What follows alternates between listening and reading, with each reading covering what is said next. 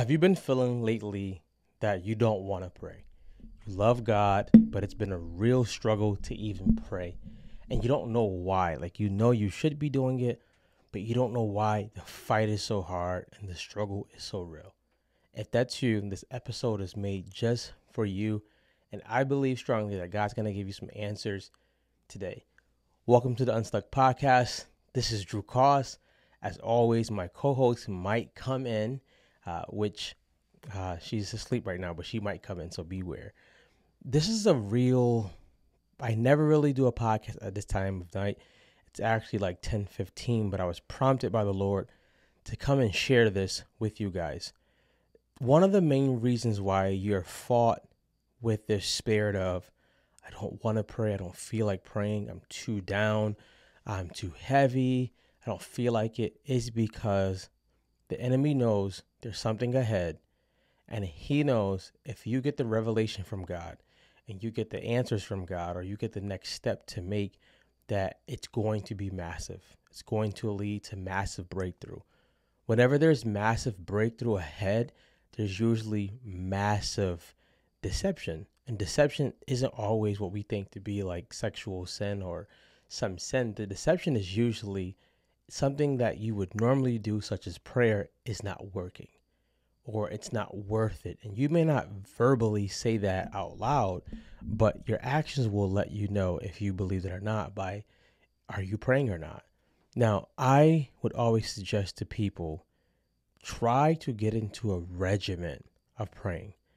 And the reason why I say that is because eventually you want your feelings to be, you want your regimen to override your feelings. You're not going to always want to or feel like praying, but we want to get to a place where this is just what I do. As breathing, brushing my teeth, it's what I do. Now, let's look at what the Bible talks about in Ephesians, talking about we wrestle not against flesh and blood, but against principalities, against rulers of the darkness of this world, against spiritual wickedness in high places. That's Ephesians 6. We know that if we are not wrestling against humans and we're wrestling against spiritual wickedness in high places and rulers of the darkness of this world, we know that we have to be in a place of prayer. And the enemy knows, if I allow them to get into a place of prayer consistently, even when they don't feel like it, they're going to figure out what I'm trying to do, and they'll be able to defeat that. The second thing we want to look at also is the Bible talks about in 2 Corinthians 10 that the weapons of our warfare, they're not carnal. And right now, the culture is pushing everything but seeking God.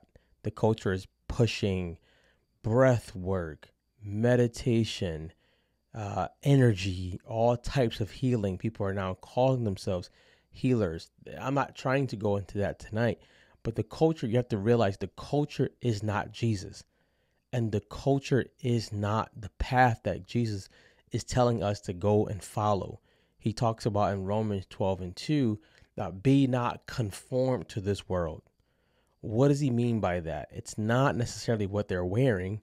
It's more so following the culture and what they're doing to get a result that only God can give you in the spirit. So the enemy knows, if I get you to be in a place where you don't want to pray, you'll probably start picking up what the culture does to solve a spiritual matter, which, if we dissect it deep enough, the matter is not solved if it's not solved in the spirit realm. The enemy knows now, if you find out that these weapons that are against you are weapons that can be defeated in prayer, that you'll go pray. You'll go pray when you don't feel like it. You'll go press through. You'll go into warfare prayer when you don't feel like it's actually working. When you're tired, the Bible talks about Satan wanting to deceive the saints, Satan wanting to wear out the saints. All tiredness isn't just because of lack of sleep. Some tiredness is because there's demonic forces against you, and demonic forces against what the message of Christ is and what you are sent to go do. If there's breakthrough ahead, demonic forces will come because they don't want you to get that. So we know these things now. You're like, Drew, I've heard these scriptures 1,000 times. But the other way, or other thing I want to bring to light is, you don't feel like praying usually because you are in a place of discouragement. You're in a place of always feeling overwhelmed, a place of always feeling that things are not panning out the way they should be panning out, a place of feeling like I've been talking to God, He's been radio silent, He hasn't been answering my prayers, He hasn't been showing me stuff, and I've been before Him. But what if I told you you are praying and those prayers were working? What if I told you He may not have answered the exact way you wanted Him to, but it got answered? There's been so many times in my life where I've cried to God, cried out, asking Him for advice, for help, and the answer He would give would be nothing what I was praying about, and all of a sudden, it would start to line up and make sense. So I would tell you, bring your discouragement to the cross, bring your discouragement to the feet of Jesus, bring your depression to the feet of Jesus. Tell Him exactly what you feel. I feel discouraged. I feel you left me. I feel beaten. And then after that, ask Him to minister back to your heart. We think sometimes if we feel these feelings that we should just keep internalizing them versus bringing ourselves and our feelings back to Jesus. He has the answers. He has the ability to reveal what's next. He also has the ability to minister back to our spirits.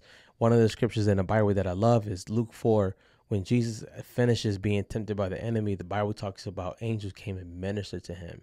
And in other scriptures and chapters, after Jesus would finish His day or just finish being around a lot of people, He would go to a mountain and go pray. God is calling us to stay in a place of prayer, to stay in a posture of prayer, not to go and just follow the doctrines and the methods and the schemes of the world, because we're not in the same fight. We are fighting against things that are trying to take us out and to defile the name of the Lord and to try to keep people away from the kingdom of God. So you not wanting to pray is not anything light. The enemy knows if this person, if she gets on a regimen of prayer, if he gets on a regimen of prayer, and he gets on a regimen of pressing in and pressing through, even when he doesn't feel like it, even when she doesn't feel like it, so much breakthrough will happen just for him, and it will happen for the people that's connected to him or her, and it will happen for the people who they're called to.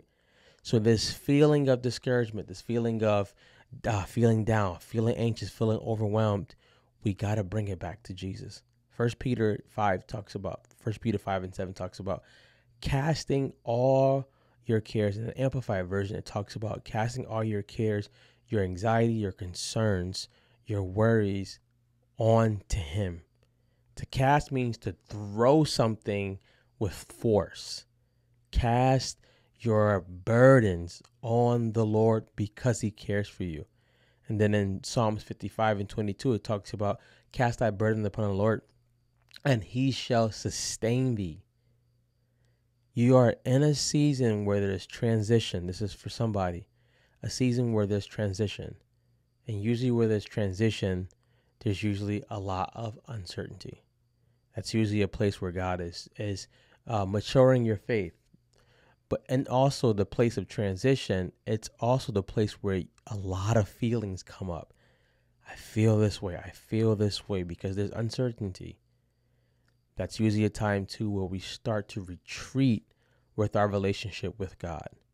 And I want to encourage you. I've been there. I've gone through these things a lot of times, and I may go through them again. But I want to encourage you to bring your discouragement, bring your tiredness, bring it all back to God. Proverbs talks about the name of the Lord being a strong tower, and the righteous being able to run into the tower or run into and be safe. Every feeling, every heaviness, everything, I can bring it back to God. Isaiah talks about Him giving us the garment of praise for the spirit of heaviness. He also talks about giving us oil of joy for mourning. He also talks about giving us beauty for ashes. Everything that we're feeling, that we're fighting against, we have to recognize it's because the enemy wants us to stay out of a place of prayer.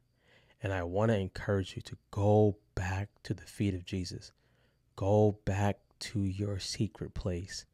Go back to loving, spending time talking and crying out to God.